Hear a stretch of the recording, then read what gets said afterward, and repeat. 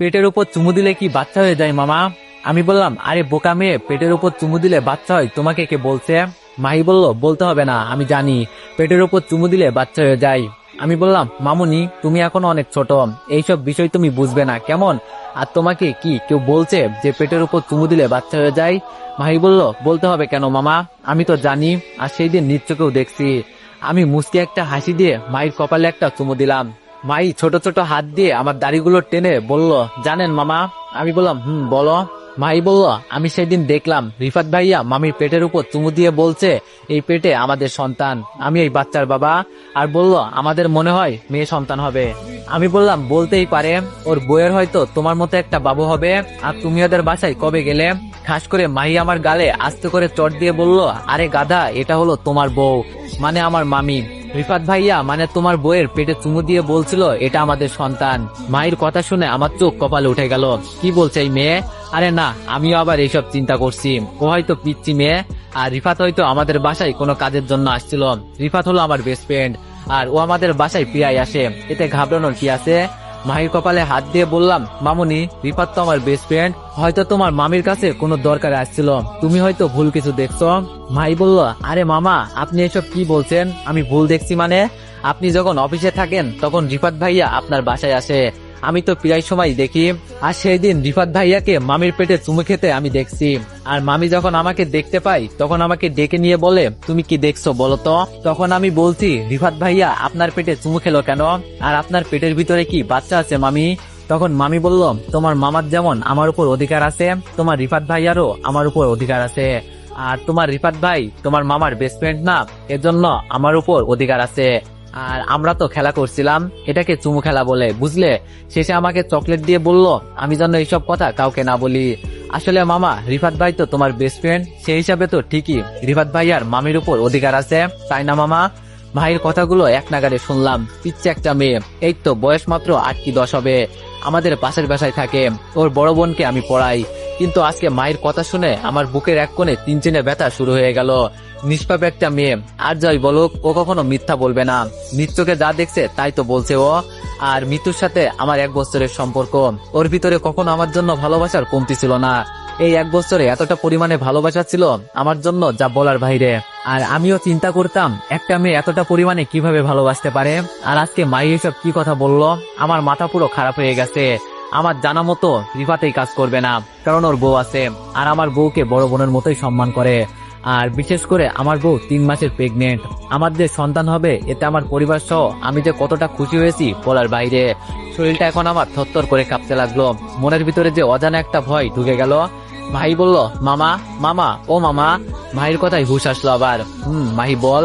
ভাই বলল, বললেন না তো মামা, পেটে চুমু দিলে কি বাচ্চা হয় নাকি? আমি বললাম, সেই সব পরে বলবো, আগে বল আমি অফিসে যাওয়ার কতক্ষণ পর তোর রিফাত মামা আসে?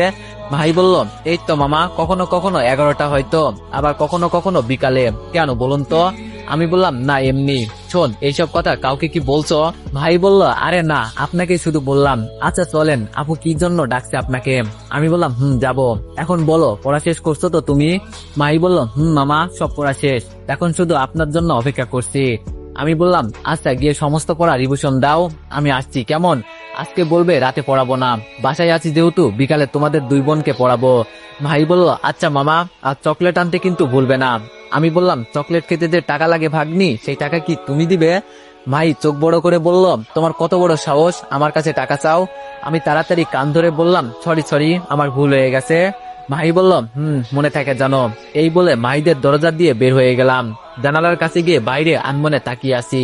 আচ্ছা, মাহি যা বলছে তা যদি সত্যি হয়, 1 বছরের সম্পর্ক আমাদের, আমি জানি মিতু কতটা ভালো, ওর মতো ভালো কোনো মেয়েই হয় না। আর রিফাত এতটা খারাপ না, ও আমার বেস্ট ফ্রেন্ড, আমি জানি ও আমার বউকে কতটা সম্মান করে। মাহি যেহেতু বলছে এইসব কথা, একদিন দেখি না পরীক্ষা করে। আমাদের সংসার জীবনে সন্দেহ জিনিসটা কখনোই ছিল না, কিন্তু আজকে মাই এইসব বলার পর বুকের ভিতরে অজানা একটা ভয় হচ্ছে। আমি আজকে বাসায় আসি দেখে মিতু আমাকে রেখে বাজারে গেছে কি জানি কি কিনতে। মেয়ে মানুষ অনেক শখ থাকে না। টকটক আওয়াজে ধ্যান ভাঙলো, মনে হয় মিতু এসেছে। দরজা খুলে দেখি সত্যি মিতু এসেছে। এসে আমার বুকের মাঝে জড়িয়ে ধরে বলল, আমার বাবুটা কি রাগ করছে আমার সাথে? মিতুকে ছাড়িয়ে বললাম, এতটা দেরি হলো যে আসতে? মিতু বলল, আর বলো না, বাজার থেকে বের হতে অনেক দেরি হয়েছে। আর এই নাও তোমার জন্য আইসক্রিম এনেছি, এমনি যে গরম পড়েছে না। মিতুর হাত থেকে আইসক্রিম নিয়ে বিছানার উপর বসলাম। মিতু আমার পাশে বসে আমার মুখের দিকে তাকিয়ে বলল, ওই বাবুর আব্বু, তোমার কি হয়েছে? আমি বললাম, আরে তেমন কিছু না, এমনি মন খারাপ। এটা শুনেই মিতু কান্না সুরে বলল, যেই ভালোবাসার জন্য আমি সবকিছু ত্যাগ করে তোমার কাছে চলে আসছি, একদিনও তোমার মন খারাপ হতে দেই নাই। আজকে কেন তোমার মন খারাপ? আমার চোখের দিকে তাকিয়ে বলো। হ্যাঁ, এটা সত্যি, আমরা পালিয়ে বিয়ে করছি। মিতু আমার জন্য ওর ফ্যামিলি ছেড়ে আমার কাছে চলে আসছে। এটাও সত্যি, ও আমার মন খারাপ কখনো হতে দেয় নাই। কিন্তু আজকে যে মাহি বলল, কিছুতেই বিশ্বাস হচ্ছে না এইসব কথা। মিতু বলল, ওই তোমার কি হয়েছে? হ্যাঁ আমাকে বলো। আমি বললাম, তেমন কিছু না মিতু। আচ্ছা, ডাক্তারের কাছে গিয়েছিলে? মিতু আমাকে জড়িয়ে ধরে বলল, ডাক্তার বলেছে তোমার বেবি সহ আমি অনেক ভালো আছি। আমি বললাম, তাহলে তো ভালোই। আচ্ছা যাও, এখন এক কাজ করো, গিয়ে তাড়াতাড়ি রান্না করো, মাইদের বাসায় যেতে হবে, ওদের আজকে একটু আগেই পড়াবো। মিতু বলল, বলছি না এত কষ্ট করতে হবে না, আমাদের যা আছে এটাই তো আমাদের চলবে। আমি বললাম, এইসব বিষয়ে পরে কথা বলবো কেমন, এখন তুমি গিয়ে রান্না বান্না তাড়াতাড়ি করো। মিতু আমার ঠোঁটে একটা চুমু দিয়ে বলল, তুমি অপেক্ষা করো, আমি সবকিছু তৈরি করছি। মিতু বিছানা ছেড়ে চলে গেল। শুয়ে শুয়ে চিন্তা করছি, মিতুকে দেখে তো এমন মনে হয় না। তোর পিচ্ছে একটা মেয়ের কথাই আমি এত চিন্তা করছি কেন? হয়তো কোনো ভুল দেখছে, হতেও পারে। 10 মিনিট শুয়ে থাকার পর আবার মায়ের কথা মনে পড়ে গেল। পিচ্চিরা কখনো মিথ্যা কথা বলে না, আমি এটা খুব ভালো করেই জানি। মাইকে আমি পড়াই, ওর বিষয়ে তো সবচেয়ে বেশি আমি ভালো জানি।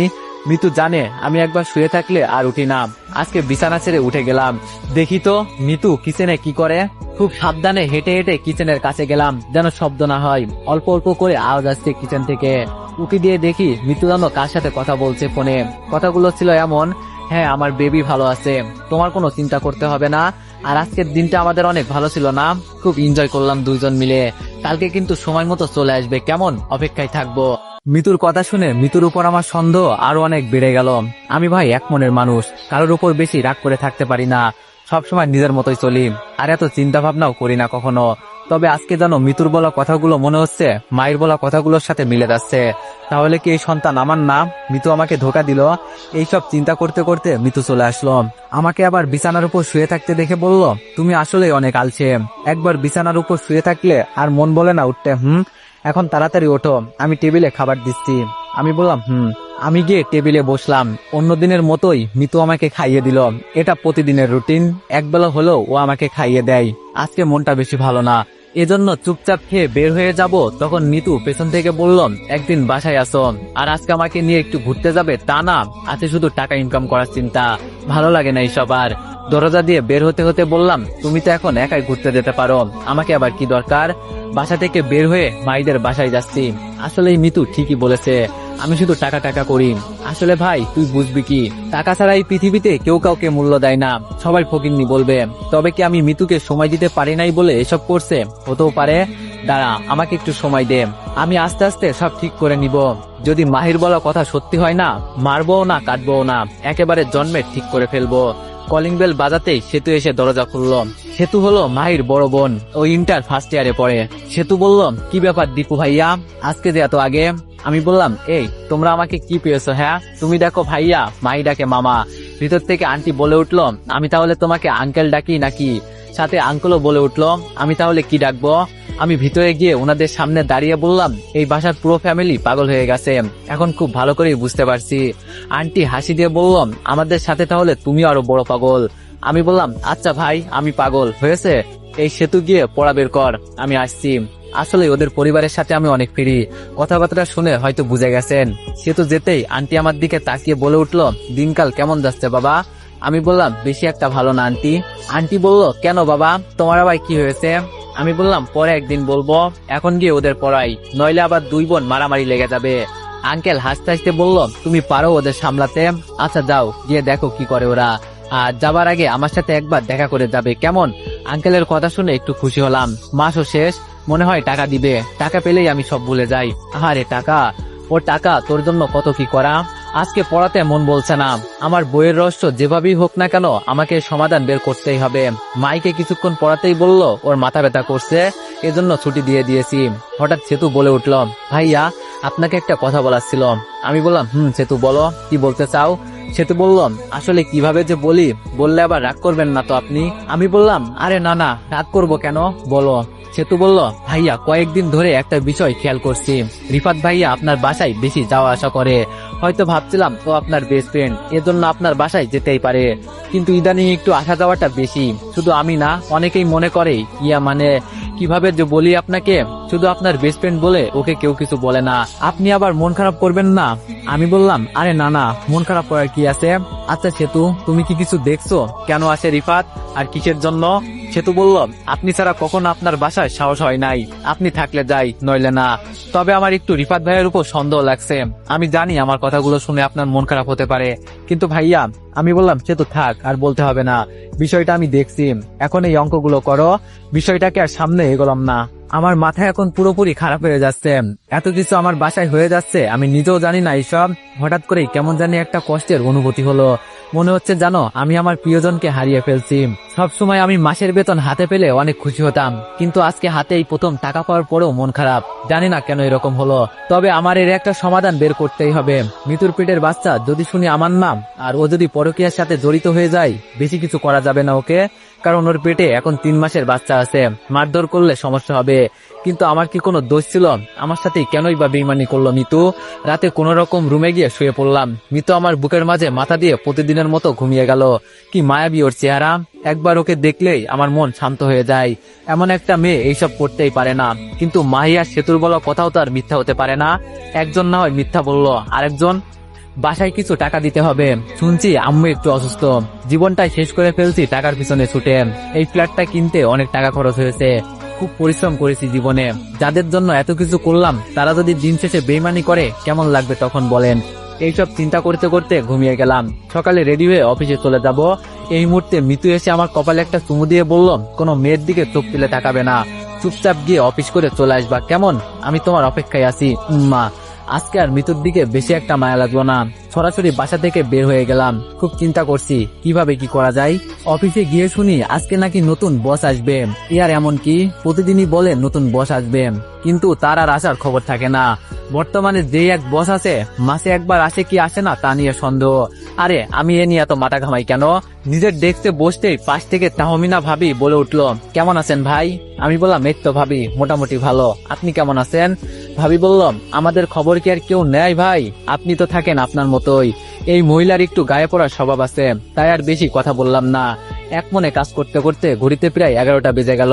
এখন হয়তো রিফাতের আসার সময় হয়েছে, আজকে যে করেই হোক ওদের ধরতেই হবে। সবকিছু গুছিয়ে উঠলাম। আগে ওয়াশরুম থেকে একটু ধোয়া টেনে পরে একেবারে চলে যাব। ওয়াশরুমে ঢুকে সিগারেট জ্বালিয়ে খাওয়ার মজাই আলাদা।